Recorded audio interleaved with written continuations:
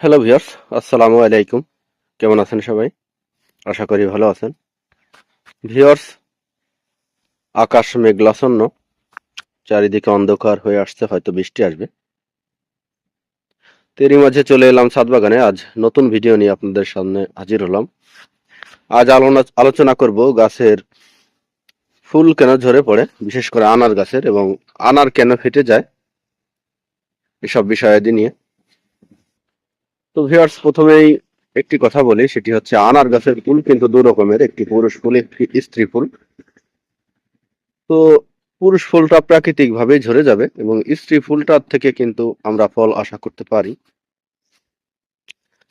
তো স্ক্রিনে দেখতে পাচ্ছেন, এটি একটি GM2 জাতের আনার। এটি গ্রাফটিং এর চারা।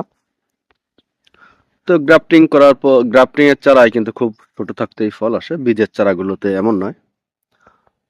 তো এর বেশ কিছু সমস্যার সম্মুখীন হয়েছি আমি, যদিও ছোট গাছ, ফল নিতে চাইনি।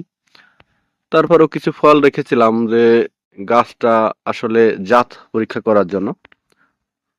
তো ছোটবেলা থেকেই ফুল আসছে, আমি অনেকগুলো ছিঁড়ে দিয়েছি, তারপর থেকে পর্যায়ক্রমে ফুল আসতেই থাকে।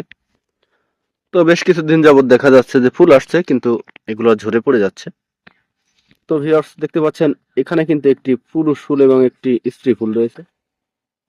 এর সহজ ভাষায় আমরা চিনতে, যেটি পুরুষ ফুল সেটি হচ্ছে মাইকের মতো, এই যে এটি পুরুষ ফুল, এটি প্রাকৃতিক ভাবেই ঝরে যাবে।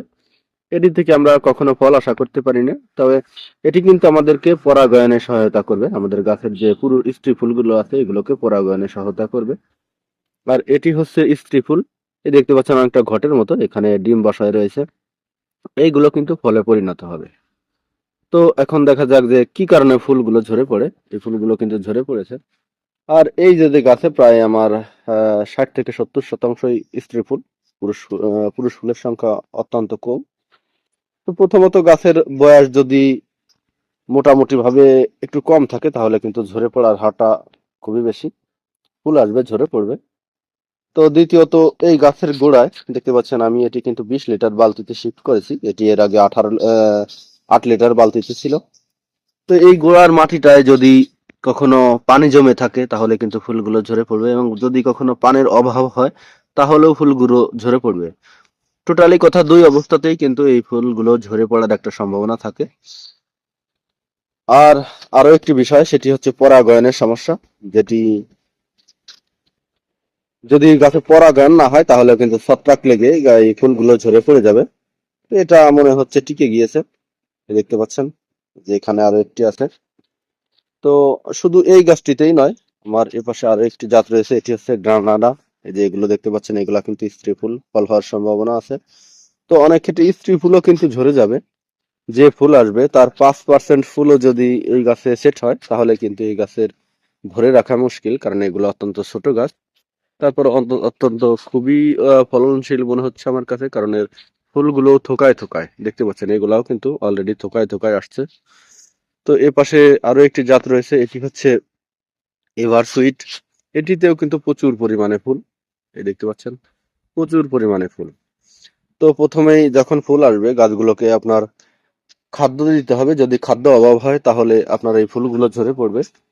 এবং ফুল আসার এক পর্যায়ে, যখন ফুলগুলো আসবে তার কিছুদিন আগে এবং ফুলগুলো গুটি সেট হওয়ার পরে আপনারা পিজিআর স্প্রে করে দিতে পারেন, তাহলে আপনাদের এই ফুল ঝরার সম্ভাবনাটা একটু কমে যাবে। আরো কিছু গাছ রয়েছে আপনাদের দেখাচ্ছি, যেটি হচ্ছে ফল ফেটে গিয়েছে। এই দেখতে পাচ্ছেন, এটি কিন্তু প্রচুর পরিমাণে ফুল আসছিল। এগুলো আমি শীতের জন্য রেডি করছি। প্রচুর পরিমাণে ফুল আসছে, এবং এর বেশি সংখ্যকই আপনার স্ত্রী ফুল। আমি গোড়ায় খাবার দিয়ে দিয়েছি। আর যেটি হচ্ছে এই ধরনের ছোট গাছ, আমার কাছে প্রায় 17 থেকে 18টি জাতের আনার রয়েছে। এই দেখতে পাচ্ছেন, এটি হচ্ছে রিমন। তো এটির সমস্যা হচ্ছে, দেখতে পাচ্ছেন এটিতেও কিন্তু থোকায় থোকায় ফুল, কিছু সেট হয়ে গিয়েছে, আবার কিছু নতুন ফুল আসছে। এটিও কিন্তু ছোট চারা। তো আমি এ ধরনের ছোট চারাতে কিন্তু এগুলা ফুল ছিঁড়ে দিয়েছি, এর আগের ভিডিও দেখেছিলাম। আসলে এই ফুলগুলো থাকলে গাছগুলো বড় হয় না।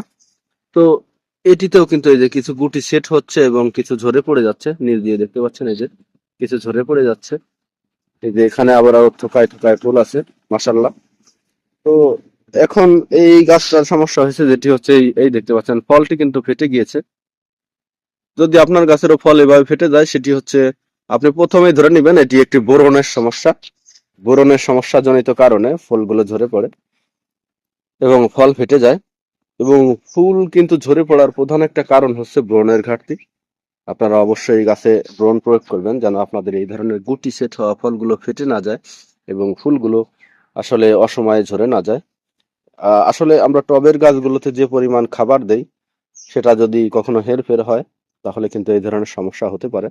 তাই আপনারা টবের গাছগুলোতে সবসময় খেয়াল রাখবেন, নিয়মিত পানি দিবেন এবং ওষুধ দিবেন এবং নিয়মিত পিজিআর স্প্রে করবেন, বিশেষ করে ফলন্ত গাছগুলোতে। তো দেখবেন যে আপনার গাছের ফলগুলো সুস্থ থাকবে, ফাটবে না এবং ফুলগুলো ঝরে পড়ার হার কমে যাবে। তো ভিউয়ার্স, আপনারা বোরন হিসেবে যেটা বাজারে বহু প্রচলিত বিভিন্ন কোম্পানির বোরন পাওয়া যায়, যেটি হচ্ছে সোলু বোরন 20%, এটি আপনারা স্প্রে করে দিবেন প্রতি লিটার পানিতে 2 গ্রাম হারে। তো দেখবেন আপনার এই ফল ফাটা এবং ফুল ঝরা অনেক অংশেই কমে যাবে।